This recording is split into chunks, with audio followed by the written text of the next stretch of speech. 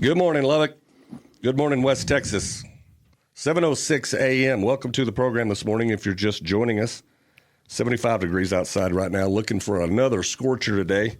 102 degrees is the forecasted high today. So, going to be another hot one. Stay hydrated. Stay cool out there. Phone and text lines are open this morning, 806-771-0923. If you have a question or comment, specifically for our special guest in the studio this morning, Senator Charles Perry. Good morning. Good morning. Thanks for being here. Lots to unpack this morning. Want to respect everybody's time and get to as much of this as we can. Let's talk about the issue du jour right now, I would think, associated with we'll talk about data centers in a bit, but let's talk about what we've accomplished specifically in your involvement with Senate Bill 7. Yeah, Senate Bill 7 was, so first of all, I became water chairman as a freshman in 15, which was a pretty big deal. Yes. That was a standing committee that hadn't had a freshman chair since 93 or something right. in the deal. So picked that up, and so Lieutenant Patrick saw that I was committed to rural Texas, and there's no more important issues, especially in my district at the time, 51 counties, than water and just life in general. But we knew we had water problems, so I tore up the state water plan. I just literally started reading it and looking at it and studying it. It says we're going to be 7 million acre feet short in the plan. It says you're going to be short, and when you look at the remedies for that, there's remedies in there that are never going to happen. And let me give you just one example. Okay. At 7 million acre feet, it's really 12 million acre feet.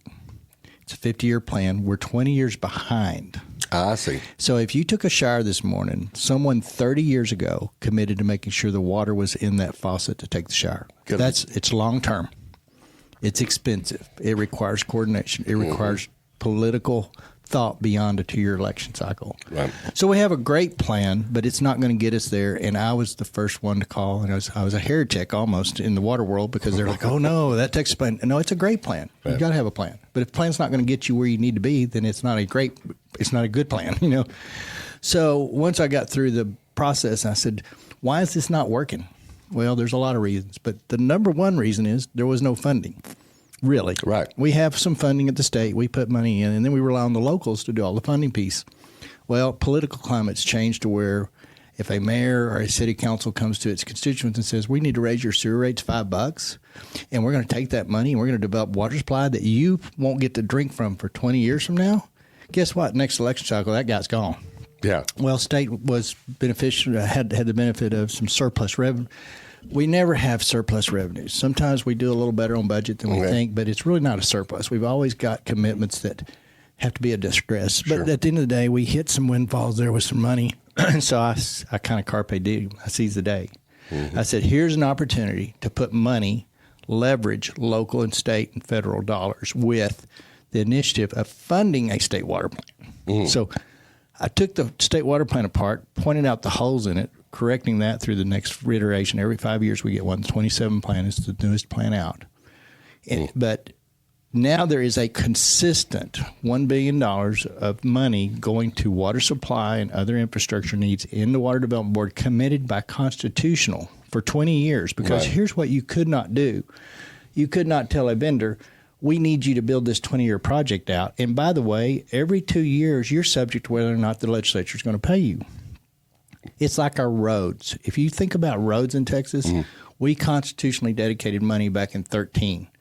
And that is how we build roads because they're long-term, they extend many political cycles, and they're expensive. Right. So having that dedicated revenue gives the confidence that you can contract for those jobs and do the things you need to do for the next 20, 30-year planning picture. So that's the parallel. So I effectively started the conversation. We need a consistent funding because if we don't leverage this as a state, no local has the money. It needs to be coordinated. We have a patchwork of a lot of water supply systems. It's each city for its own. That's not working well. Sometimes we're pulling from the same aquifer with two different cities doing two different initiatives that had they combined tax resources, they could have gotten more water development and satisfied a regional need instead of an individual city. So this whole cornerstone of this plan was, one, we need consistent stream of funding so that we can truly contract these jobs. Sure. We need to leverage locals with some of the excesses that we've had at the state just so that they can get the conversation rolling and take the heat off the locals. And we need to look to a regional look. So on the 6,000 plans underneath how we meet our water needs. Right. I told the Water Development Board, look at those. And if you've got 100 plans and there are cities that are looking at the same source, you combine those into a conversation. Say, regionally, smart, we can do this. And not only that, you hub and spoke the conversation, because then Lubbock becomes a hub so that Wolford can pull. Yeah. So that shallow water can pull, so that level land can pull. So it becomes a regional hub and spoke. You're pulling from the same system, and you combine your tax base to where you can meet those challenges. So that's the heart of Senate Bill 7. One, it's consistent funding, constitutionally dedicated, that gives predictability to the vendor market. Two, it actually forces a regionalization conversation because you need an anchor, and it gets us started. Right. So 7 million acre feet short, really 12. Here's how I got to the 12, just real quick. Sure. In that plan, we have 4 reservoirs. We have like multiple reservoirs to be developed. Right. There was 4 reservoirs in the plan today that we were planning on that were supposed to deliver water to Texas on 2020. Okay. You're supposed to be drinking from them. Okay. Background is you have to get a federal permit with the Corps, and you have to get a state permit, and then you have eminent domain fights. It's about a 30-year minimum to develop a reservoir. So the guys that did Allen Henry here, the visionaries that they were, that's a large chunk of our water supply today. Sure. All the naysayers. But if they had not committed that, in 2012, we would have had run out of water in that drought of record in this region. So water's really difficult politically to have the conversation. And then when you have a society that's moving to it's all about me and forget the future, right, it's kind of a different attitude. Generationally. We're really losing that pay it forward conversation. So this is kind of where the water plan was. This is where it can go. That $20 billion, the first $1 billion will hit in 28. Mm-hmm. And then it's on its schedule. It's a start. Right. But I know for a fact, because of where we are in our water world in Texas, and I could go down a litany of where we're at and what cities are in trouble and when they need their water and how much they need their water and when they need it by. Mm-hmm. And with minimum exception, most of them aren't going to hit those metrics if we don't start yesterday. Yeah. So that's kind of where we're at. You've kind of, from my observation, been the guy that's, I said it. Out loud, exactly, sort of thing, and I would think we're better for it. How many mayors have you heard from, or thank you notes have you gotten from? Well, what I am getting, water supply corps for these rural areas are going. This is absolutely, because here's the good news. Mm-hmm. We have 4 new opportunities for development. We have brackish desal, which is our backfill.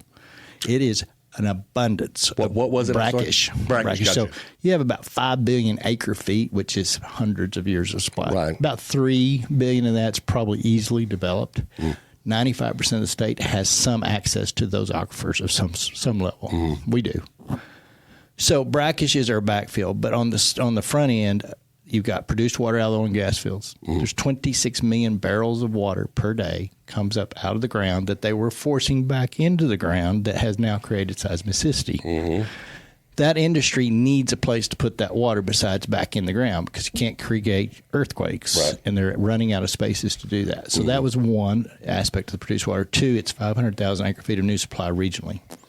So the Permian Basin, if they can get that science right and we just opened up that 10,000 barrel pilot project that was part of my 2021 water plan conversation. Sure. We can't keep just pushing this down. And one, it's a sin. That's a lot of water we could use. For perspective's sake, you said 26 million barrels. 42 gallons a barrel. What does Lubbock use in a day?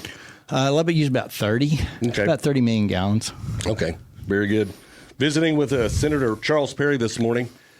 Talking about water, we're going to get into some education stuff and other accomplishments, and then what's ahead for West Texas and Lubbock from his perspective coming up after the break. If you got a question or comment, 806-771-0923. Let us know what's on your mind this morning. We'll be back after this. Thanks. Wake Up Call with Benji Snead continues on 92.3 The Hub, the voice for freedom. Good morning. Welcome back to the program. If you're just joining us this morning, welcome to the program. You're listening to the Wake Up Call. Benji Snead here along with producer Brennan Riker and guest Senator Charles Perry in the studio this morning. Going to be a high of 102 degrees today, so stay cool out there.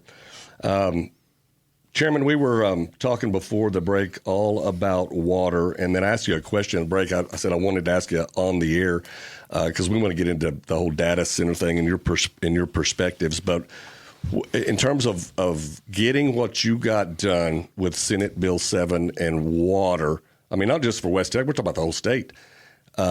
Did the fear of the data centers and the resource conversation perpetuate in a way that helped you get that done? Yeah, it actually did. It raised the conversation around power and water. Yeah. And I'm intimately familiar with both of those. Right. You can't separate power and water. The 50% of the reliable energy we keep talking about bringing online requires water. Right. You got to steam it or cool it. So in that vein, I've learned a lot about the grid. I've learned a lot about the water piece of that. But yes, the AI data centers on one side has actually elevated the same conversation I've been having for 10 years, right, trying to get people aware of the fact that we do need to address our water, and we can't wait till the showers don't work. Right. It takes too long to develop that. There's a whole host of reasons why that is, but it's expensive. You can't come out and say, we need water tomorrow, and by the way, your water taps are going to be $300 a month now. Yeah. It just don't work that way. So proper planning, proper vision, you can actually implement that along the way, and each generation is kind of securing the future of the next by being proactive. Sure. So that AI data center has literally raised the attention at a level that's politically harsh on some level because it's not 100% accurate. Right. But in a 15-second soundbite world, that's all you get to say, and it's really a 15-minute conversation that you can't explain why that's not right.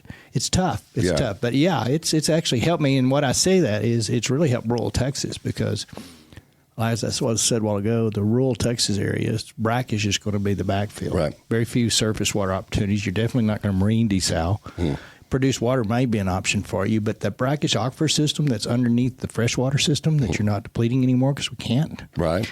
If you'll have an AI data center go there and develop that and turn it over for regional supply, you are getting a Wall Street investor's dollar to do something that the community could not afford but had to do with no taxpayer bonded debt on the hook. Interesting. And when they leave, if they're not here, and I tell everybody, they're .coms with infrastructure or they're the job transformation they say they are. One of the two. Yeah. I don't care. If 5 years down the road I've got behind-the-meter power that has an interconnect to a grid that is woefully under capacity, pre-AI, we knew we need to build capacity, and a water supply system that's been developed on their dime, I don't care whether they're here or not. If they're here, great. If they're not, I'm okay. In terms that's of my geography, job because these communities were going to have to go where these guys are going to hopefully get us. Right.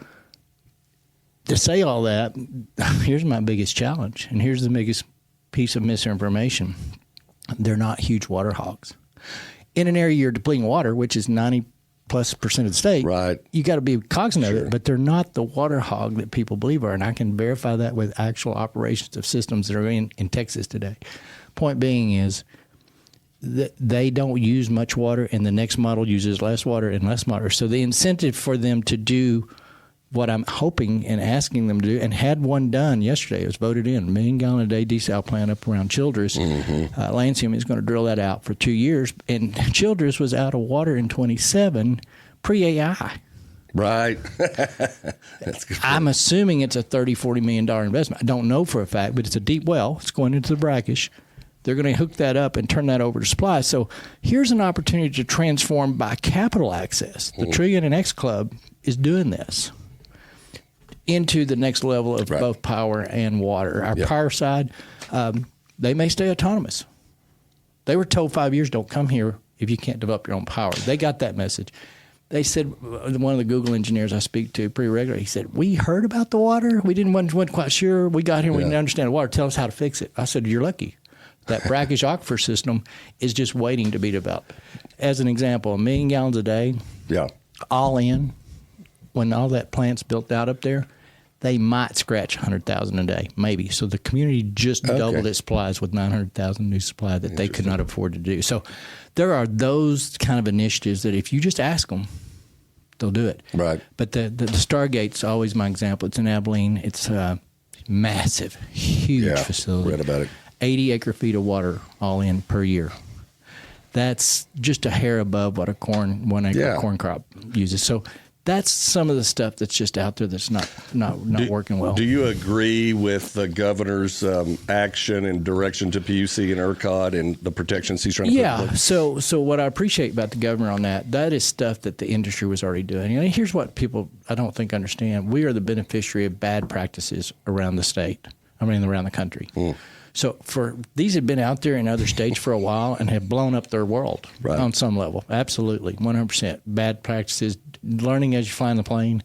They take that and they come to Texas with a little bit different perspective. So the governor's microphone, and that's what it was, just took what they were already committing and doing in their build-outs and these things and put it on a level where I can't tell everybody that needs to hear it. His executive orders kind of effectively codified, if you will, what industry has to do, what their expectations should be from Texas, and they were already moving there. Now, I don't want to discount the fact they are a disruptor.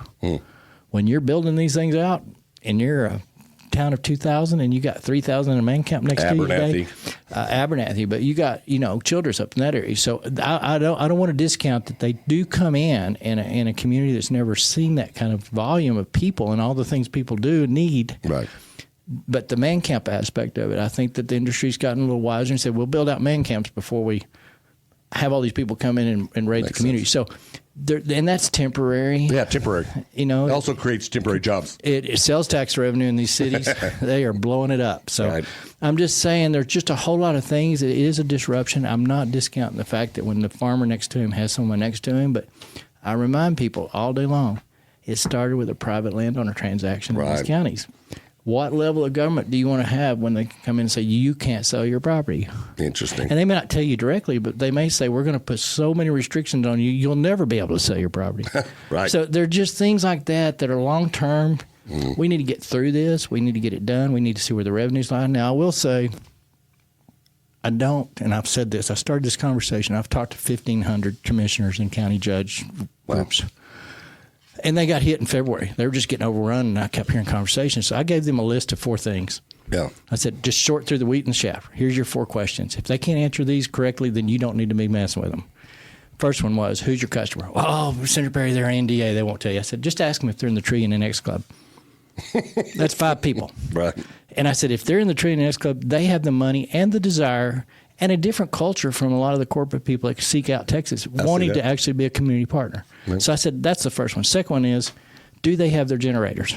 So what does that mean? Well, if you come into a county judge and say, I want to come to your X county and I'm going to order my generators, that's 5-7 years out. Right. Those generators are nowhere to be found. The backlog on generation is the bottleneck. So if they didn't order, and all the big guys ordered their generators 5 years ago, they saw this coming. So if they don't have them on site, they're not your guy because they're going to miss their window. Third one, are they investor capital, or are they banked? Because if they're banked, they're not going to get banking because banking ain't going to speculate on this stuff. It's too long-term, too big. And the fourth one was your cooling measures. There's three levels. You got Peoples and Potties. That's the facility. Small amount. You got your manufacturing cooling of the chips. You keep hearing closed loop. That's kind of the closed loop system. And thirdly, you got the actual cooling of the towers, the energy, the generators. All of those are closed loops pretty much. One-time charges, minimum loss, no evaporation of significance. And if they can answer those for you, they're your guy. And then fifthly, your contracts better have a disposable. You don't want to be caught with a bunch of lithium battery storage. Oh, wow. Yeah, interesting. These are things I've not even heard about. So fascinating conversation with Senator Charles Perry. I want to wrap up the water real quick. Well, we'll go to break. We'll come back and ask you after the break. Stay with us. Wake Up Call with Benji Snead continues on 92.3 The Hub, the voice for freedom. Good morning, Lubbock. Welcome back to the program. 7:36 a.m. You're listening to the Wake Up Call, and we're visiting with Senator Charles Perry, We got through most of the water conversation, some of the data center conversation, but I want to wrap up the water and just ask you, in terms of your efforts revolving around Senate Bill 7, which is how we're going to pay for it, basically.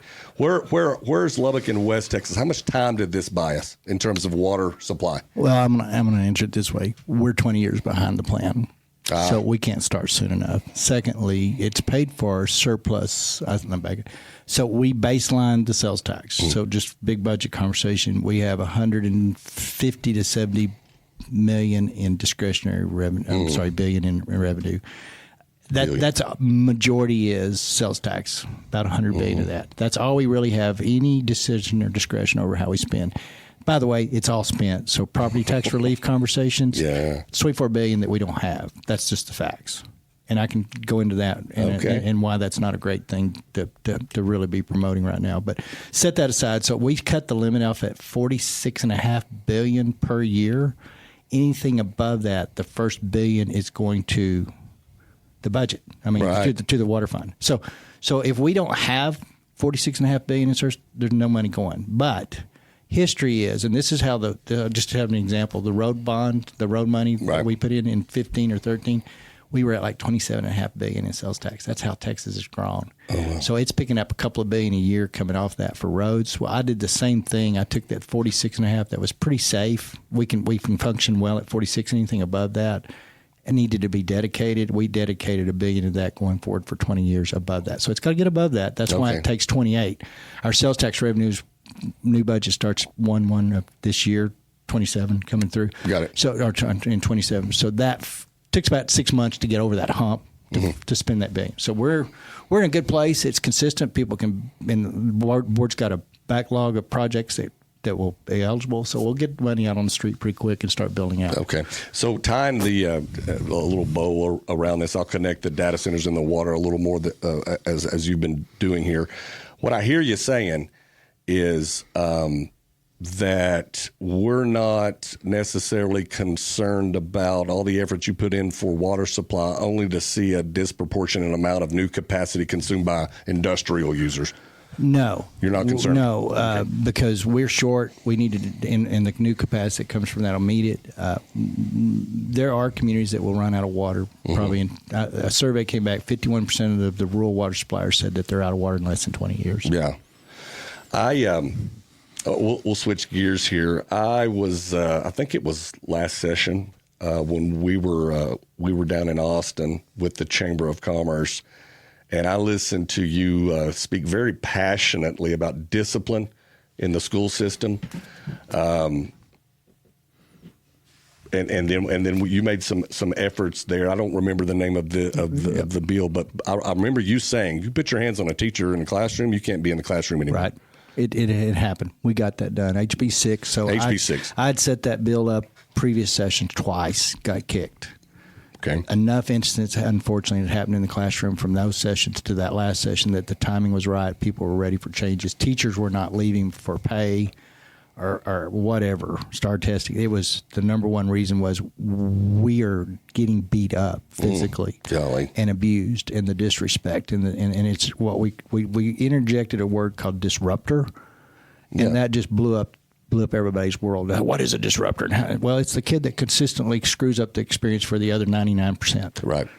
One kid in a classroom can ruin the whole experience. So it's tough enough to teach today. We're really surrogate parenting in a lot of cases. There's probably 50% of the households that have no engaged parent at all. So our public schools have kind of adapted that role of, teaching and mentoring and loving, and it's just an almost impossible task. But to have a disruptor in the room, it's just adding to that. So we got rid of the disruptor. Yeah.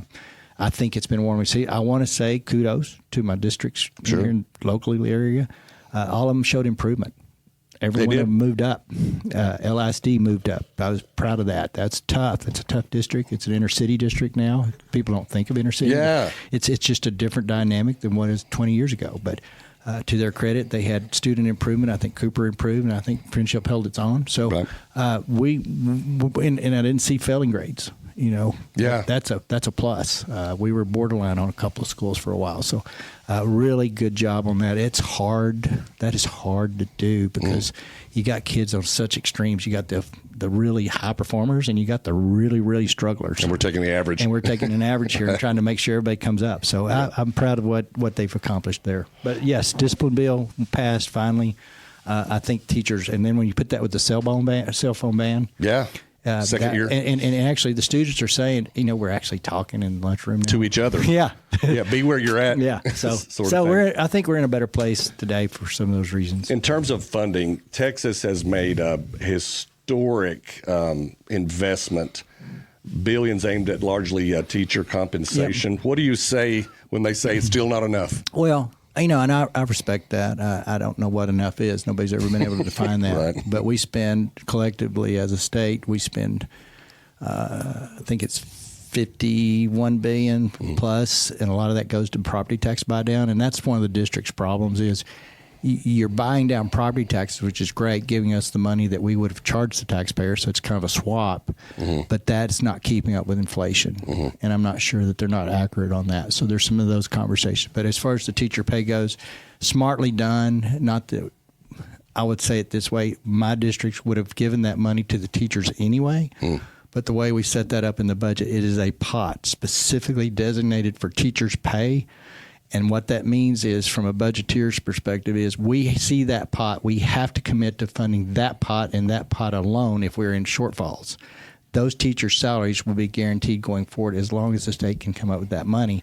But it's separately set out and identified, and it goes straight to the teachers and not through the administration piece. And that's kind of upset the apple cart a little bit. Are we out ahead of it in terms of compensation, or are we catching up? No. I know when I started, I don't remember what the number was, but I think the last number I heard was 63 or 68,000 average teachers pay. Yeah, Now, that's scattered out through, and rural Texas got the beneficiary of that money last time. We kind of weighted that for rural Texas because it's hard to get teachers. But I would say, again, what's enough? And I always hear the argument they should make 100,000. I don't dispute that their job's worth that. Sure.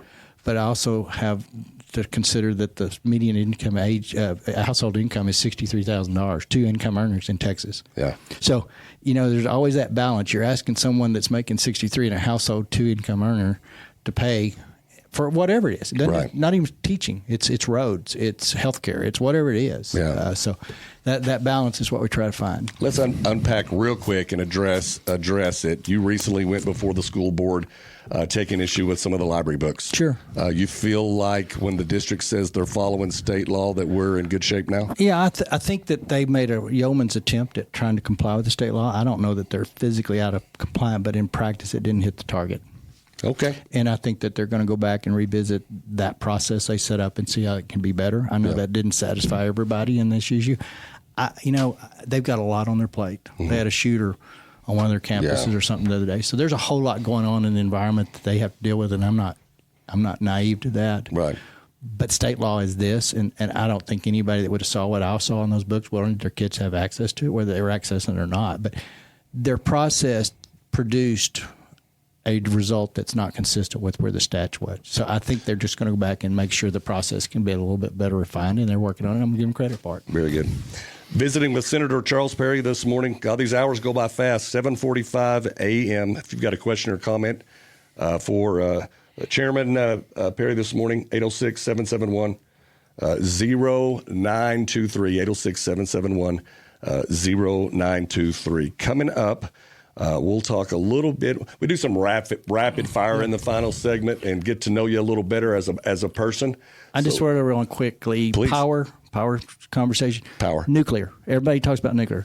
We got 5 megawatt to 10 megawatt watts coming online commercially in 28. We have a 100 megawatt unit coming online by 32, and we have a gigawatt reactor that's ready to go today. It just takes a while to get one. Okay. Well, and we can spend some time talking about that as well on the other side. Visiting with Senator Charles Perry. Be back right after the break on 92.3 The Hub. Wake Up Call with Benji Snead continues on 92.3 The Hub, the voice for freedom. Welcome back to the program. 10 minutes till 8 a.m. Getting back into the conversation with Senator Charles Perry with the little ZZ Top. Did you hear the drummer died? Yeah. Yeah. Well, Are you a ZZ Top fan? Yeah. Yeah. Yeah, but I was also a country fan. I was a Christian music guy. Yeah. I like it all. Good. Is there anything you don't have your hand in this No, state? I tell people, and that reflects in my committee assignments. I carry some hard bills, some emotional bills, some big bills. I've carried the SB4 with Sanctuary City bill back in 15. Yeah. I carried the SB4, the new SB4 that says Texas had the right to defend its border. So Yes. I've got that going on, and pro-life, obviously. But the power and water conversation is consumed by world and infrastructure. I'm the infrastructure voice. I scream at my lungs that you can do all this other stuff, Gotta have the but if you can't drive from city to city with your commerce and you can't turn on your lights with competence and you run out of water, none of it matters. Yeah. And so it's a constant tension of meeting things we have to do, i.e. Medicaid. Federal is matched. Can we get rid of Medicaid? Sure we can. What are you going to do with all the moms and kids that are on the system? Right. That are literally are working poor. They're on the take. They go to work. They make $12 an hour. They can't afford for health care. So all of those conversations go into that. But I'm telling you, next session is the most transformational conversation that we've ever had. And let me tell you why. Oh. We spend $51 billion for property tax buy down today of state dollars. Now, they're all the same taxpayer. Right. I'm not arguing the fact that it's still taxpayer dollars. But we have diverted a third of our discretionary income, and we're having conversations of another $24 billion on top of that, which would put us about half of our discretionary income. And remind you, we're not sitting on $74 billion in the bank account. We spend that money on something today. And I know people want their property taxes buy down, but on a principle level, one, it's the local issue. Go to your budget. Go to your conversation. So if we come in and write a check, we supplant the Republic. That's when we had 6% show up for the mayor's race. So I'm a little bit worried that we're losing a Republic when the state comes in, Big Brother, and fixes your problem with a check. Secondly, centralized government. I work in Austin. You don't want your government centralized in Austin. Right. School boards would literally be centralized. So that's a principle I don't think people think through too well. We don't have it. Yeah. There's not $24 billion sitting around in the budget coming up. There's some ways we can tweak it and get a little more money. But that property tax background is a commitment that we can't honor when budgets don't work. And then you put your schools in really weird positions, right? Right. And so that's a really big conversation. But most importantly, we're sitting on $150+ billion of water plan needs that the locals and us and federals are going to have to meet. And if you 20 years behind. And if you limit with a 2/3 vote the ability to raise tax to build infrastructure, if you limit by a 2/3 vote the ability to raise pay of your public safety people, Right. long term, your recruiting class looks a little leaner, and probably people you wouldn't want with badge and guns long term. There is some really impactful conversation next session regarding infrastructure and where does the state role stop and the local role begins. Because at 3.5, most of my cities said, you know what, we were a little resonant. We didn't think we could survive there. But they've done it. But if you think logically, if 70% of their budget is personnel mostly related to public safety initiatives, that 3.5 wasn't keeping up with what everybody else was getting cost of living at the state. It's kind of like we live in a bubble. It's kind of like we're having a conversation and ignoring the fact that inflation doesn't stop in Travis County. Right. And so that's what I'm saying. This is a next session that it's going to be a hard session for me. Yeah. But somebody has to raise the conversation of we got to think longer than 2 years. Right. And this is at the heart of it. It comes down to funding. So that's more than you wanted to know on that. But it's a really big conversation on where do we send our state dollars to. Right. That should have went to something that was keeping the dream alive. Other than these issues, in terms of looking ahead, seems to kind of be the theme this morning. What else is left to be done? Well, we were shorted $800 million on the water fund last session. I call it Enron-like accounting. I'm asking for that back. I don't think that get there. Our budget's leveled. It's finally back to normal. Means we're doing well. We still got a little bit of excess cash above where we landed, but So I'm working on that piece. I'm working on an IT infrastructure rehaul of HHSC, which is our largest agency. They're running 1950s versions legacy software. We're one day away from a catastrophic break. So I'm working on some big initiatives like that. Power. Our power grid situation and the way we build generation, it requires a signal from the grid. Hey, you can build generation now, you can get paid on it, and we've used that model. It's saved a lot of money, but we're so under capacity. Even pre-AI data centers, that model's not going to get us the generation we need. So some of those conversations, I think that the property tax is going to consume the air in the room. Do we need a special session? Today? On data centers, I hear that talking. You know, I hear it. I don't think we do. The executive orders, the three of them, the multiple conversations that are around them, all of the industry has embraced that, and the ones that can't are stepping out. Yeah, it seems like it's evolving. Let's go to the phone lines. Yep. Good morning. You're on the wake-up call. Hey, good morning. Good morning, Senator. This is Randy. I was thinking about this as you were talking about growth and infrastructure and stuff like that. Haven't heard much about where are we with the extension of I-27. I guess that's still in the works, and your thoughts about how that's going to transform Lubbock and West Texas. And I was looking at your map, your district. It's going to go through a large part of your district. That's going so that's a federal and growth. Federal and state partnership for sure. To answer your question directly, I won't drive on I-27 extended to Laredo. No, I won't either. But here, and I won't drink a glass of water from a lot of this stuff on the waterfront either. Exactly. But I know I'll make sure there's there. Here's what I'd say to that is, number one, the state and the feds will have to partner up on that, and it's subject to appropriation and budgets on both sides. So as money comes up and it gets in the 10-year plan, that's how we fund our roads. But I will give you some comfort. Each segment of that highway that's currently being rebuilt because of maintenance issues and stuff, it's time. We had a great chairman in Alvin New there. He represented our area well. He was a lead on that I-27 conversation at the state level.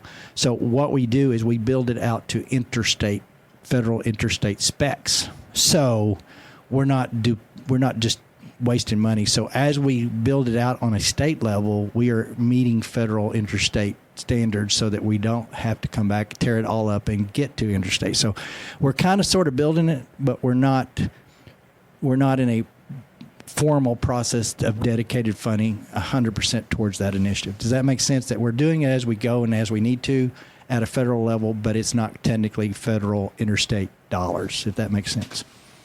Yeah, and probably didn't have all the land bought up yet either. But we're in pretty good shape there. Our grandchildren and great-grandchildren, it'll be a different place with I-27. Well, I just hope that our grandchildren want to get out and go to work and see the land. Right now, it's just exactly. Where the kids are going, they may not come out of the basement. So I hope that changes. I'm okay with not ever having to drive on it. You do a great job, Senator. Thank you very much. Thanks for the call, Randy. All right, we got about a minute left here, Senator.